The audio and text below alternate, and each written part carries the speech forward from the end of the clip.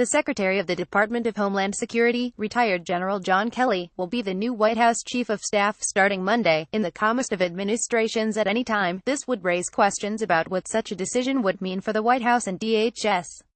But in an administration already rife with firings, departures, policy changes, and surprise announcements, Kelly's new move could end up producing wide-ranging effects from a series of simple decisions, like who will run DHS now. About 2 hours after Trump sent his tweet announcing Kelly's move to the White House, DHS announced that Elaine Duke, the Senate-confirmed Deputy Secretary of DHS, will become acting secretary on Monday. This follows the succession order in place at the department, which then-President Obama signed in December 2016. Although Trump nominated Duke, there's no reason to believe that he ever believed that she would be, even temporarily, running the department.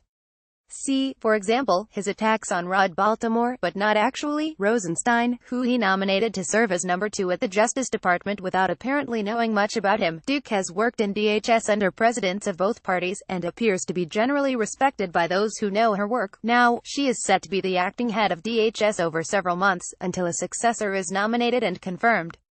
Duke would be responsible for overseeing the agencies and offices responsible for several of the policies Trump feels most strongly about, including aspects of the travel ban, deportation and detention policies, and the border wall. For instance, under the travel ban, Kelly was responsible for conducting a worldwide review to determine whether, and if so what, additional information is needed to determine basis that people seeking visas or other admission to the U.S. are not security threats, on a country-by-country.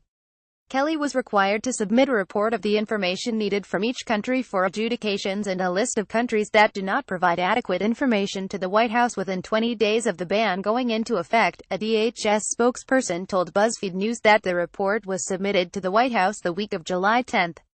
Further questions were referred to the White House, which has not responded to multiple questions about the report over the past week. Kelly, in his new role, now will be responsible for helping Trump coordinate the response to his own report, which is supposed to be used to set the country's policies for Trump's sought-after extreme vetting. And now, at DHS, Duke will be responsible for implementing other requirements under the travel ban executive order, and working with the State Department to implement any changes to the vetting procedures. Trump, though, could end up appointing someone besides Duke to run the department, including, yes, Attorney General Jeff Sessions. Under the DHS succession order set by Obama in the Government-Wide Vacancies Reform Act, Trump could name anyone who has been confirmed by the Senate to any position in the administration to serve as the acting secretary of DHS for about 7 months.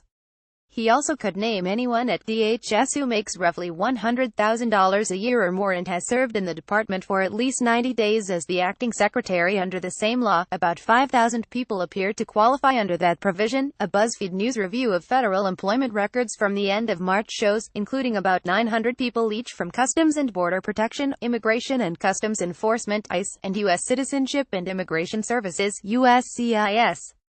The March records are the most